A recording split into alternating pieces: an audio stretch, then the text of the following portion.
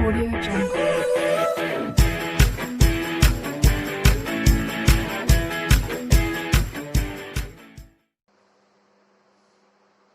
So now students, today I am going to start class 10th exercise 5.3 question number 11। अब student देखिए इस question number 11 को हम कैसे सॉल्व करेंगे।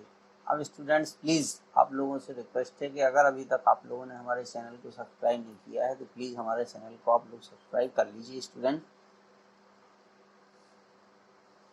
अब देखिए क्वेश्चन नंबर 11 में क्या है कि if the sum of first n term of an AP यानी एस एन की वैल्यू दी गई है student. Sum of first n term of an AP is 4n minus n square. ठीक है, what is the first term यानी हमें S1 फाइंड करना है। S1 का मतलब होता है सम ऑफ फर्स्ट टर्म। ठीक है, sum of S1 is equal to होता है students A1। What is the sum of first two term यानी S2 की वैल्यू क्या होगी। Sum of first two term का मतलब है A1 plus A2। S2 is equal to what is the second term, इसका मतलब है हमें क्या फाइंड करना है A2, क्योंकि सेकेंड टर्म जो है वो A2 है। Similarly find the third term यानी हमें A3 फाइंड करना है। ठीक है, and tenth term A10 find करना है। ठीक है, और nth टर्म हमें AN फाइंड करना है। तो अब इन सब चीज़ों को फाइंड करने के लिए स्टूडेंट्स हमें A और D की वैल्यू पता होनी चाहिए। ठीक है, अब देखिए जैसे आपने इसके पहले जो क्वेश्चन नंबर 10 सॉल्व किया था उसमें SN के प्लेस पर क्या लिखा हुआ था स्टूडेंट्स, AN लिखा था। ठीक है, तो अगर हमें AN लिखा था तो इसमें N की वैल्यू 1 2 3 हम रखते जाएंगे तो फर्स्ट सेकंड थर्ड टर्म क्या हमें मिलता जाएगा। लेकिन यहाँ पर थोड़ा सा ये डिफरेंट है, यहाँ पर SN दिया है। तो SN का मतलब है जब हम इसमें N की वैल्यू 1 रखेंगे तो हमें जो है S1 और A1 दोनों एक ही चीज़ है स्टूडेंट। S1 का मतलब है केवल फर्स्ट टर्म, क्योंकि एक टर्म का सम ही एक ही टर्म होगा। तो S1 is equal to A1, तो ये आ जाएगा 4 माइनस 4n। n की वैल्यू 1 रखोगे और 1 का स्क्वायर 1 होता है, तो 4 माइनस 1 कितना हो गया, 3 हो गया। फिर हम S2 जब फाइंड करेंगे तो S2 का मतलब क्या हो गया student, sum of two terms. Sum of two terms. ठीक है, अब टू टर्म्स कौन होंगे, एक होगा A1 और एक होगा A2, क्योंकि पहला टर्म पहले आएगा दूसरा टर्म बाद में आएगा। तो जब हम S2 रखेंगे तो ये हो जाएगा 4 इंटू 2 माइनस 2 का स्क्वायर। ठीक है, 8 माइनस 4 हो गए। 8 माइनस 4 इज इक्वल टू कितने हो गए, 4 हो गए स्टूडेंट। ठीक है, 8 माइनस 4 इज इक्वल टू 4, ये S2 हो जाएगा हमारा। फिर इसके बाद अब ये कह रहा है कि A2 हमें निकालना, तो A2 कैसे निकालेंगे। A2 निकालने के लिए हम S2 में से S1 को सब्ट्रैक्ट कर देंगे, क्योंकि S2 की वैल्यू क्या है, S2 की वैल्यू है A1 प्लस A2। ठीक है, तो अगर इसमें से हम A1 को सब्ट्रैक्ट कर दें, इसमें से हम किसको सब्ट्रैक्ट कर दें, अगर हम इसमें से A1 को सब्ट्रैक्ट कर दें तो A1 से A1 कैंसिल हो जाएगा, A2 मिल जाएगा हमें। तो S2 की वैल्यू हमारी कितनी आई थी, S2 की वैल्यू आई थी हमारी, ठीक है सॉरी 4 आई थी हमारी, 8 नहीं आई। इसकी वैल्यू हमारी जितनी आई है, अच्छा हाँ S2 की, एक मिनट अभी, ठीक है S2 इज इक्वल टू 4 दूनी 8 और 2 दूनी 4। ठीक है, तो 4 आई थी, तो ये हो गया हमारा 4 में से, और कितने हमने सब्ट्रैक्ट कर दीजिए 3, S1 सब्ट्रैक्ट कर दिए तो सेकेंड टर्म हमारा कितना आ गया, 1 आ गया। ठीक है, अब सेकेंड टर्म हमारा 1 आ गया। A2 की वैल्यू कितनी आ गई, 1 आ गई। ठीक है, और अभी अभी हमने स्टूडेंट फाइंड किया था कि A1 plus A2 equal to कितना फाइंड किया था, 4। क्योंकि A1 की वैल्यू A2 की वैल्यू कितनी आ गई, यहाँ पर A2 की वैल्यू 1 आ गई, तो A2 की वैल्यू यहाँ पे 1 रख देंगे, तो A1 प्लस 1 बराबर 4। ठीक है, तो जो फर्स्ट टर्म है वो हमारा कितना है, 3। फर्स्ट टर्म कितना होगा स्टूडेंट्स, हमारा 3 हो जाएगा। ठीक है, फर्स्ट टर्म कितना हो जाएगा, 4 माइनस 1 करेंगे तो ये 3 आ गया। तो A1 की वैल्यू कितनी आ गई हमारी, 3 आ गई स्टूडेंट्स। ठीक है, और A2 की वैल्यू यहाँ पर 1 है। अच्छा, अब इसके बाद जो हमें फाइंड करना है फाइंड कर लेंगे। ठीक है, तो कह रहा what is the second term, तो सेकेंड टर्म हमारा ये आ गया A2 इज इक्वल टू 1।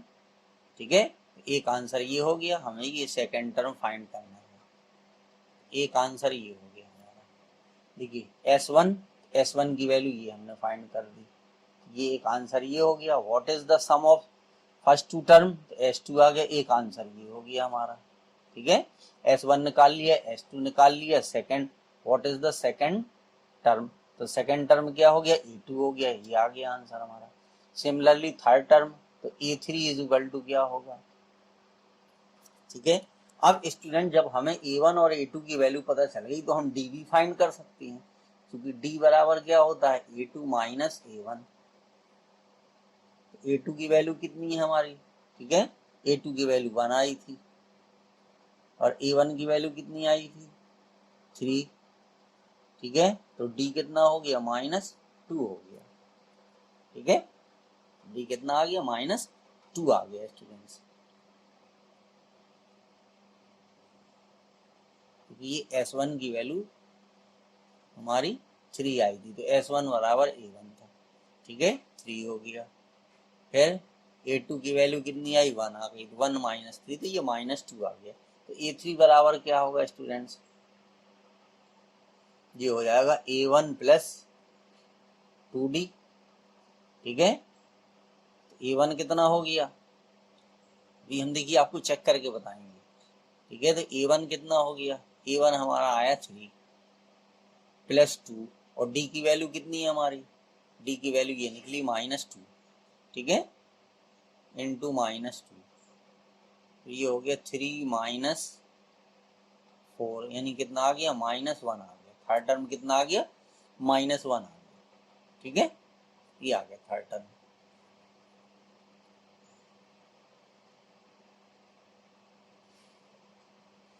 अब इसके बाद वो कह रहा 10th टर्म, तो अगर हम 10th टर्म निकालें इसका, A10, तो ये हो जाएगा A1 प्लस 9D। ठीक है, तो अगर स्टूडेंट की सीरीज अगर बनी है, ठीक है, जैसे फर्स्ट टर्म हमें पता है कि 3 आया, ठीक है, तो इसमें से अगर हम 2 सब्ट्रैक्ट कर देंगे तो ये A2 1 आ जाएगा, क्योंकि सीरीज कैसी बन रही, पहला टर्म 3 है, दूसरा टर्म 1 है, तो इसका मतलब है कि डिक्रीज हो रहा है, तो इसलिए माइनस में थर्ड टर्म आया। A10 निकालेंगे तो A1 की वैल्यू 3 थी प्लस 9, और D की वैल्यू कितनी है, ठीक है, D की वैल्यू हमने फाइंड की थी -2, तो ये हो गया 3 माइनस 18, कितना आ गया, -15 आ गया। तो ये इस क्वेश्चन का आंसर हो गया। ठीक है, अब वो कह रहा है nth टर्म, तो an बराबर क्या हो जाएगा, ये हो जाएगा A1 plus n minus 1 into D। ठीक है, अब A1 की वैल्यू कितनी है स्टूडेंट्स, ठीक है, 3 है, प्लस n माइनस 1, और D की वैल्यू फाइंड की थी -2। इसको सॉल्व कर दीजिए,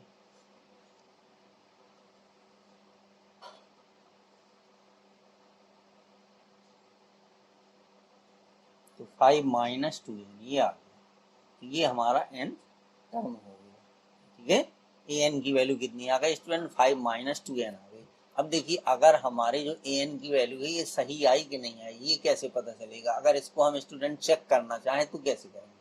देखिए an बराबर हमने लिखा है 5 माइनस 2, ठीक है, अब अगर हम इसमें n की वैल्यू 1 रखें, देखिए कितना आ गया, 5 माइनस 2 कितना आ गया, 3 आ गया। तो देखिए यहाँ भी A1 की वैल्यू 3 आई और यहाँ भी हमने कैलकुलेट की थी तो 3 आई। अब अगर हम A2 की वैल्यू निकालें तो n की वैल्यू यहाँ पे 2 रख दीजिए, तो कितना हो जाएगा, 5 माइनस 4, तो 1 आया। देखिए ये आ गया, A2 की वैल्यू भी कितनी आई थी आपकी, 1 आई थी।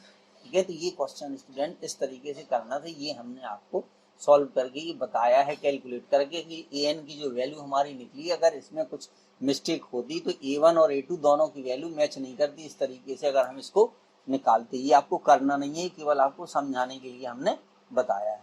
ठीक है,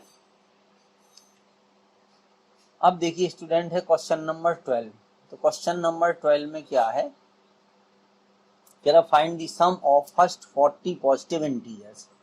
हमें सम फाइंड करना है फर्स्ट 40 पॉजिटिव इंटीजर्स का जो डिविजिबल बाय 6 है। ठीक है, तो देखिए पहला नंबर जो है वो 6 खुद होगा, जो 6 से डिवाइड होगा, ठीक है। दूसरा नंबर 6 का पहाड़ा पढ़ते जाइए, 12, 18, ठीक है। कितने नंबर चाहिए हमें? 40 पॉजिटिव इंटीजर चाहिए, तो लास्ट वाला कितना होगा? 240 हो जाएगा, ठीक है। क्योंकि नंबर ऑफ इंटीजर्स कितने वो हमें पता है स्टूडेंट, ठीक है। क्योंकि कितने इंटीजर चाहिए हमें? 40 पॉजिटिव इंटीजर्स का सम हमें फाइंड करना है। तो n की वैल्यू कितनी हो गई? 40 हो गई। a की वैल्यू कितनी आ गई? 6 आ गई, ठीक है। d की वैल्यू भी 6 होगी, क्योंकि ये 6 से डिवाइड होता है, तो सब में 6 6 6 बढ़ते जाएंगे। बस अब S40 हम फाइंड कर देंगे। तो फॉर्मूला होता है n/2, तो n की वैल्यू हमें पता है, ठीक है, 2a plus n-1 into D, ठीक है। अब इसमें बस सब वैल्यू पुट कर दीजिए, तो 2 से इसको डिवाइड कर दीजिए, डिवाइड हो जाता तो 20 आ गया। a की वैल्यू कितनी हो गई? 6 हो गई, प्लस अब n-1 तो 40 -1 करेंगे तो 39 आएगा, d की वैल्यू 6 हो गई, ठीक है। अब स्टूडेंट इसमें से 6 कॉमन ले लीजिए, आसानी हो जाएगी सॉल्व करने में। यहाँ पर आ गए 2 + 39, ठीक है। तो ये हो गया देखिए 120, और इसका सम करोगे आएगा 41, ठीक है। तो 0 12 1 12, 1 कैरी आई, वर्ष 48 × 49, ठीक है। तो 4920 इतना आ जाएगा स्टूडेंट्स इसका, ठीक है। Sum of first 40 integers divisible by 6, ठीक है। हाँ, 40 × 6 करेंगे तो 240 लास्ट में आएगा, ठीक है।